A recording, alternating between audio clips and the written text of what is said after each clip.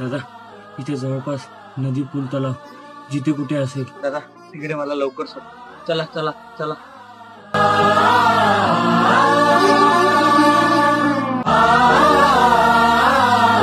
अरे रिक्षा बंद पडली. 5 मिनिट थांबायला लागेल. दादा खूप टेन्शन मध्ये दिसतात. प्रॉब्लेम झालाय का? काय सांगू दादा तुम्हाला, एकटा पडलोय मी. सोबतीला कोणीच राहिलं नाही. माझी नोकरी पण गेली. जगण्यासाठी आता काहीच राहिलं नाही माझ्याकडे. दादा ठीक आहे, तुमचा विश्वास बसणार नाही.